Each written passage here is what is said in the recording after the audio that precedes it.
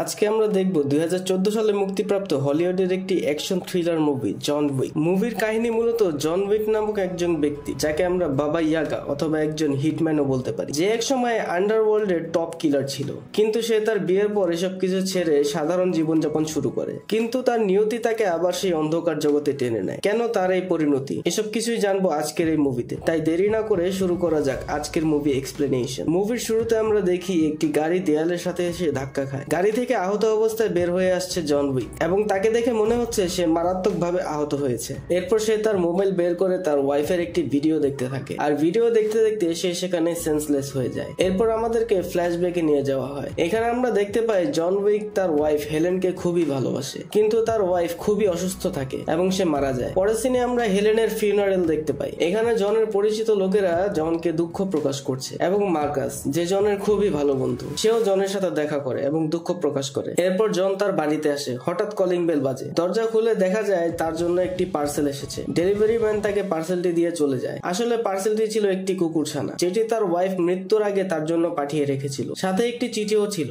জন চিঠিটা পড়ে। সেখানে লেখা ছিল, আমি জানি তুমি খুব একা হয়ে গেছো। আমি জানতাম যে আমি আর বেশি দিন তোমার সঙ্গ দিতে পারবো না, কারণ মৃত্যু আমাকে কাছে টেনে নিচ্ছিল, কিন্তু তুমি তো একা হয়ে গিয়েছো। এটা আমার শেষ স্মৃতি মনে করে ওর খেয়াল রেখো। ভেবে নিও আমি তোমার সাথেই আছি। ওর নাম ডেইজি। চিঠি পড়তে পড়তে জন কিছুটা কেঁদে ওঠে, কারণ সে তার স্ত্রীকে অনেক ভালোবাসে। এরপর সে ডেইজিকে তার রুমে নিয়ে যায় এবং তার খুব খেয়াল রাখে। তারা বেশ ভালো বন্ধু হয়ে গিয়েছে। এভাবেই জন নিজেকে স্বাভাবিক করার চেষ্টা করে। জন একদিন ডেইজিকে নিয়ে তার প্রিয় গাড়িতে করে ঘুরতে বের হয়। কিছুক্ষণ পর সে একটি পেট্রোল পাম্পে থামে গাড়িতে তেল নেওয়ার জন্য। এখানে হঠাৎ করে একটি গাড়ি এসে থামে। সেই গাড়ি থেকে একটি ছেলে ধূমপান করতে করতে জনের গাড়ির সামনে আসে। সে জনের গাড়িটির খুব প্রশংসা করে এবং জনকে বলে, তুমি এটি কত হলে বিক্রি করবে? আসলে এটি একটি রিকন্ডিশন গাড়ি, তাই এটা এখন আর নতুন কিনতে পাওয়া যায় না। আর জন এই গাড়িটিকে তার নিজের ইচ্ছে মতো মডিফাই করে নিয়েছিল, এজন্য গাড়িটি দেখতে খুব সুন্দর লাগছিল। তাছাড়া এই গাড়িটি জনের খুব পছন্দের, তাই জন তাকে বলে এটি বিক্রির জন্য নয়। এবার ছেলেটি তাকে বলে, পৃথিবীতে সবকিছুরই কোনো না কোনো দাম রয়েছে, তোমাকে কত দিতে হবে তাই বলো। এরপর জন তাকে বলে, এটার কোনো দাম নেই, এটা আমার কাছে অমূল্য। একথা শুনে ছেলেটি একটু রেগে যায়। পাশে থেকে একটি লোক এসে ছেলেটিকে থামায় এবং জনকে বলে, স্যার আমি খুবই দুঃখিত ওর বেয়াদবির জন্য,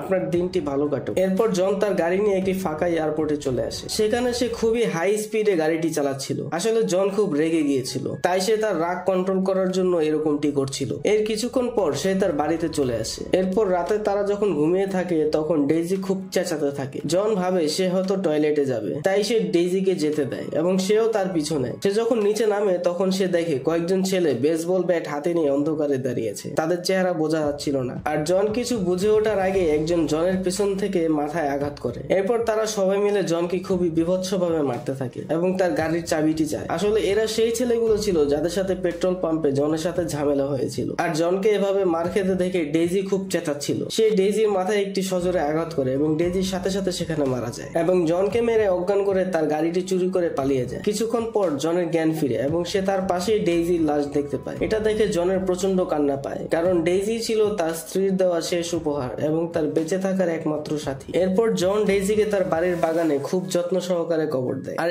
এখানে আমরা জনের একটি ভয়ঙ্কর এক্সপ্রেশন দেখতে পাই, যেন সে তার আগের রূপে ফিরে এসেছে। এরপর জন তার গ্যারেজে এসে দেখে যে তার গাড়িটি ওখানে নেই। অন্যদিকে দেখা যায় লোসেফ জনের গাড়িটি নিয়ে একটি ওয়ার্কশপে এসেছে। এখানে আমরা ওরেলিওকে দেখতে পাই, যিনি এই ওয়ার্কশপের মালিক। লোসেফ তাকে এই গাড়িটির জন্য নতুন কাগজপত্র তৈরি করে দিতে বলে। ওরেলিও তাকে বলে, তুমি এই গাড়িটি কোথায় পেয়েছো? কারণ ওরেলিও জনের খুব ভালো বন্ধু এবং এই গাড়িটি সে চিনতে পেরেছে। অন্যদিকে আমরা জনকে দেখতে পাই, সে বাসে ভ্রমণ করছে এবং সে ওরেলিওর সাথে দেখা করতে আসে, কারণ জন এটা ভালো করেই জানে যে এই শহরের চুরি হওয়া গাড়ির জন্য নকল কাগজপত্র একমাত্র এখানেই হয়ে থাকে। জন ওরেলিওকে জিজ্ঞাসা করে, ও কি এখানে এসেছিল? সে বলে, হ্যাঁ, আমি ওকে মেরে এখান থেকে তাড়িয়ে দিয়েছি। যেই ছেলেটি তোমার গাড়ি চুরি করেছে তার নাম হচ্ছে লোসেফ, সে রাশিয়ান মাফিয়া ভিগোর ছেলে। এরপর জন ওরেলিওকে বলে, আমার একটা গাড়ি দরকার, এবং সে জনকে একটি গাড়ি দেয়। সেটি নিয়ে জন ওখান থেকে চলে যায়। কিছুক্ষণ পর ভিগো ওরেলিওকে কল করে এবং জিজ্ঞেস করে, তুমি আমার ছেলেকে কেন মেরেছো? সে ভিগোকে জানায় লোসেফ জন উইকের গাড়ি চুরি করেছে এবং তার কুকুরকে হত্যা করেছে। এসব শুনে ভিগো একটাই শব্দ বলে, ও,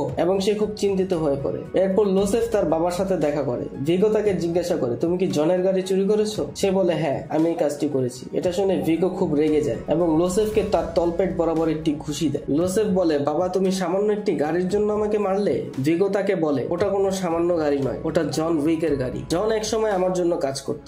জন উইক ছিল খুবই প্রখর এবং প্রতিশ্রুতিবদ্ধ একজন হিটম্যান। আসলে তাকে হিটম্যান বললে ভুল ভুল হবে। জন উইক ওই ব্যক্তি ছিল যাকে হিটম্যানদের মারতে পাঠানো হতো, তাই তাকে আমরা বাবা ইয়াগা বলে ডাকতাম। শুধু তাই না, সে একদিন একটি বারে সামান্য একটি পেন্সিল দিয়ে 3 জনকে খুন করে। তারপর সে একদিন হেলেন নামের একটি মেয়ের প্রেমে পড়ে এবং তাকে বিয়ে করে। এরপর সে এসব কিছু বাদ দিয়ে স্বাভাবিক জীবনে ফিরে যেতে চায়। তখন আমি তাকে এমন একটি কাজ দিয়েছিলাম যেটা করা অসম্ভব ছিল, কিন্তু জন এই কাজটি শেষ করতে সক্ষম হয়, যার ফলে আজকে আমি এই অবস্থানে আছি। আর জন এসব কিছু বাদ দিয়ে সাধারণ জীবনযাপন শুরু করে দেয়। কিন্তু তুমি জনকে আবার রাগিয়ে তুলেছো। কিছুদিন আগে জনের স্ত্রী মারা গিয়েছে আর তুমি তার গাড়ি চুরি করেছো এবং তার স্ত্রীর দেওয়া শেষ স্মৃতি ওই কুকুরটিকেও খুন করেছো। তাই জন উইক অবশ্যই তোমাকে মারার জন্য এখানে আসবে এবং তোমাকে মেরে ফেলবে। এসব শুনে লোসেফ ভিগোকে বলে, আমি সব ঠিক করে দেব। ভিগো তাকে বলে, আমি তোমাকে এতক্ষণ কি বোঝালাম, তুমি আর এসবের মধ্যে থাকবে না। আমি জনকে সামলানোর চেষ্টা করব এবং তোমাকে সেফ হাউসে রাখার ব্যবস্থা করছি। আর অন্যদিকে জন তার গোপন একটি রুমের মেঝে হ্যামার দিয়ে ভাঙতে থাকে।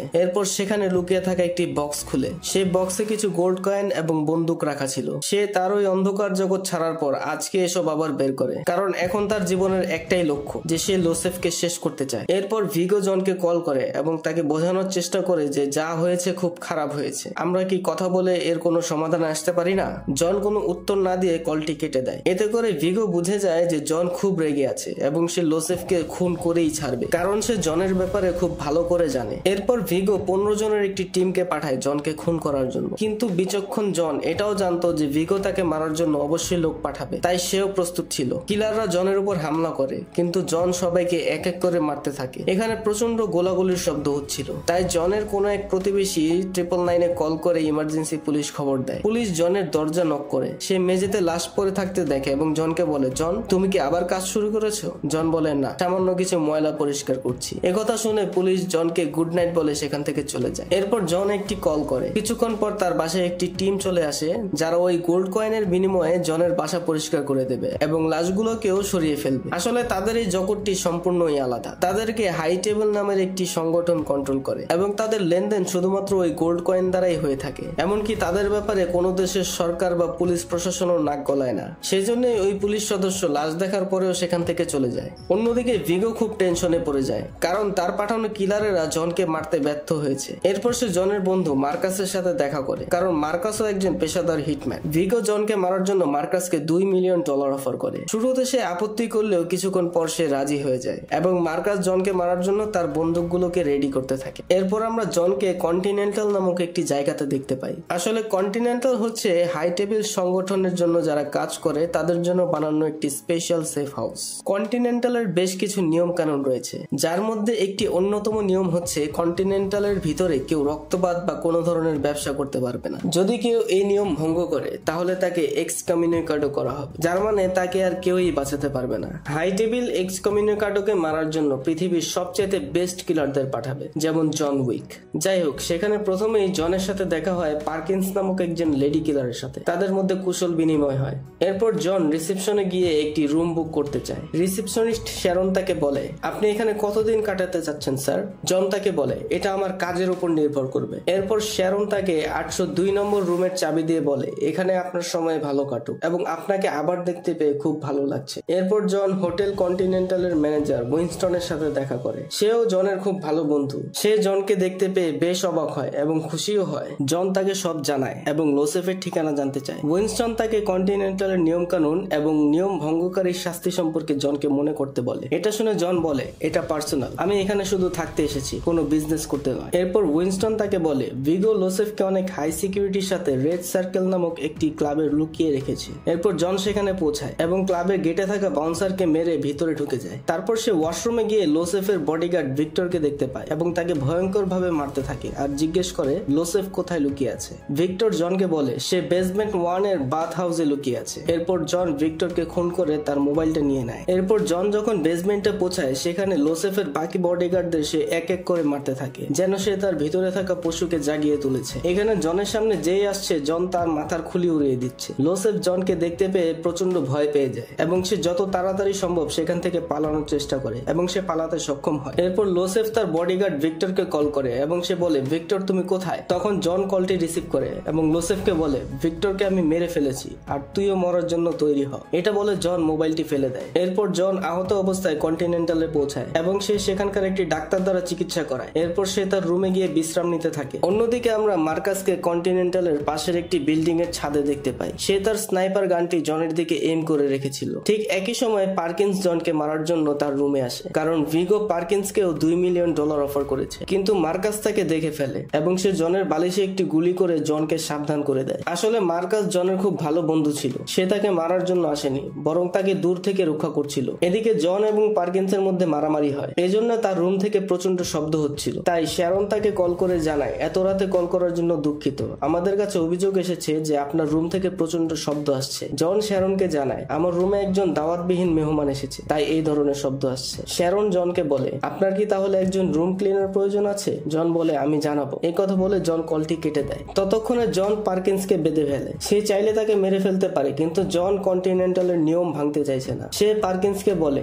আমি তোমাকে ছেড়ে দিতে পারি, কিন্তু শর্ত হচ্ছে তুমি আমাকে ভিগো এবং লোসেফের ঠিকানা বলবে। পার্কিন্স তাকে বলে, আমি জানি না ওরা এখন কোথায়। জন তাকে বলে, আমাকে কিছু একটা বলো যেটা আমাকে ওদের খুঁজে পেতে সাহায্য করবে। তখন পার্কিন্স বলে, 11th এভিনিউ এর চার্চে ভিগোর একটি ভোল্ট আছে, যেখানে তার যত ডলার, গোল্ড কয়েন এবং ব্ল্যাকমেলিং এর সমস্ত ডকুমেন্ট রাখা আছে। এরপর জন তার মাথায় আঘাত করে অজ্ঞান করে দেয় এবং এই শব্দের কারণে পিছন থেকে একজন কিলার, যার নাম হ্যারি, সে জনের দিকে বন্দুক তাক করে এবং সে জনকে দেখতে পেয়ে বন্দুক নিচে নামায় আর বলে, জন সব ঠিক আছে তো? জন বলে, সব ঠিক আছে, কিন্তু তুমি একটি কয়েনের বিনিময়ে কিছুক্ষণের জন্য বেবি সিটিং করবে? হ্যারি বলে, এটা কি শুধু ক্যাচ এন্ড রিলিজ? জন বলে, হ্যাঁ। এতে হ্যারি রাজি হয়ে যায়। এরপর জন পার্কিন্সকে হ্যারির কাছে রেখে বেরিয়ে যায়। এখানে হ্যারি পার্কিন্সকে বলে, তুমি কন্টিনেন্টালের নিয়ম ভঙ্গ করেছো, হাই টেবিল এর জন্য তোমাকে কঠিন শাস্তি দেবে। আর পার্কিন্স নিজেকে মুক্ত করার জন্য তার একটি আঙুল ভেঙে ফেলে এবং সে হ্যারিকে গুলি করে মেরে ফেলে। অন্যদিকে জন সেই চার্চে পৌঁছায় যেখানে ভিগোর ভোল্ট রয়েছে। সেখানে গিয়ে সে সবাইকে মারতে থাকে এবং সেখানে থাকা পাদ্রীকে ভয় দেখিয়ে ভোল্টের ভিতরে গিয়ে ভিগোর সব ডলার এবং ডকুমেন্ট গুলো জ্বালিয়ে দেয়, কারণ জন এটা খুব ভালো করে জানতো যে ভিগো এসব শুনে অবশ্যই এখানে আসবে। আর ঠিক এরকমটাই হয়। ভিগো এখানে আসা মাত্র জন তাদের উপর হামলা চালায়। জন ভিগোর লোকজনদেরকে এক এক করে মারতে থাকে। মারামারির এক পর্যায়ে একটি গাড়ি এসে জনকে সজোরে ধাক্কা দেয়। এতে করে জন সেন্সলেস হয়ে যায়, যার ফলে ভিগো তাকে বন্দী করে নেয়। এরপর তারা জনকে একটি ওয়্যার হাউসে নিয়ে আসে। ভিগো জনকে ধমকাতে থাকে এবং তাকে বলে, তুমি আমার কি ক্ষতি করেছো সেটা তুমি জানো না। সেখানে থাকা ব্ল্যাকমেইলিং ডকুমেন্ট গুলো এতই গুরুত্বপূর্ণ ছিল যার কারণে এই শহরের সব মাফিয়ারা আমাকে ভয় পেত।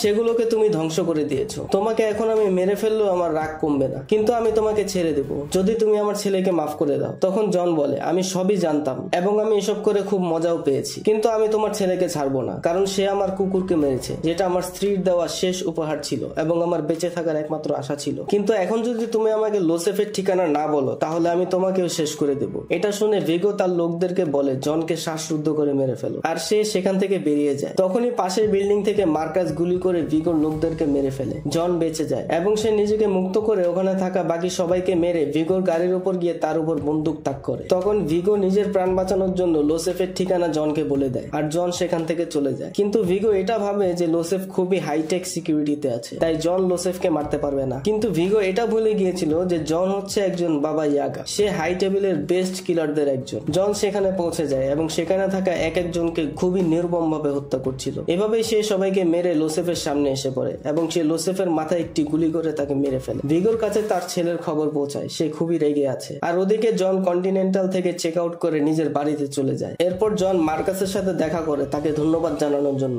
মার্কাস তাকে বলে, আমি আর কত তোমার জীবন বাঁচাবো, তুমি এখন এসব বাদ দিয়ে নতুন করে জীবন শুরু করো। এটা বলে সে এখন থেকে চলে যায়। পরের সিনে আমরা এটা দেখতে পাই যে ভিগোর লোকেরা মার্কাসকে কিডন্যাপ করে নিয়ে যায়। সেখানে ভিগো তাকে বলে, তুমি আমার সাথে গাদ্দারি করেছো, তুমি জনকে মারার অনেক সুযোগ পেয়েও তাকে মারোনি। তুমি যদি জনকে মেরে ফেলতে তাহলে আজকে আমার ছেলে বেঁচে থাকতো। এরপর ভিগো পার্কিন্সকে অর্ডার করে তাকে গুলি করে মেরে ফেলতে। আসলে জন এবং মার্কাস যখন কথা বলছিল তখন পার্কিন্স তাকে দেখে ফেলে। এরপর ভিগো জনকে কল করে মার্কাসের খুনের ব্যাপারে জানায় এবং এটা বলে যে তার লাশটা তার বাড়িতে রেখে দিয়েছে। অন্যদিকে পার্কিন্স কন্টিনেন্টালের নিয়ম ভঙ্গ করার অপরাধে উইনস্টন তাকে এক্সকমিউনিকেটও করে দেয় এবং শাস্তি স্বরূপ তাকে গুলি করে মেরে ফেলা হয়। আর এখানেও আমরা সেই ক্লিনারদের দেখতে পাই যারা জনের বাড়িতে গিয়েছিল লাশ সরিয়ে নেওয়ার জন্য। এদিকে জন মার্কাসের বাড়িতে যায় এবং সেখানে তার লাশ দেখতে পায়। এরপর সে কান্নায় ভেঙে পড়ে। এরপর উইনস্টন তাকে কল করে জানায়, তোমার জন্য খবর আছে, ভিগো একটি হেলিকপ্টার হায়ার করেছে, সে হয়তো দেশ ছেড়ে পালিয়ে যাবে, তাই তোমাকে যা করার তাড়াতাড়ি করতে হবে। এরপর আমরা ভিগোকে একটি গাড়িতে করে হেলিপ্যাডের দিকে যেতে দেখি। ভিগো সত্যিই দেশ ছেড়ে পালাচ্ছে, কিন্তু হঠাৎ করে জন তাদের উপর হামলা চালায়। ভিগো তার ড্রাইভারকে গাড়ির গতি বাড়াতে বলে, কিন্তু তারা জনের সাথে পেরে উঠতে পারে না।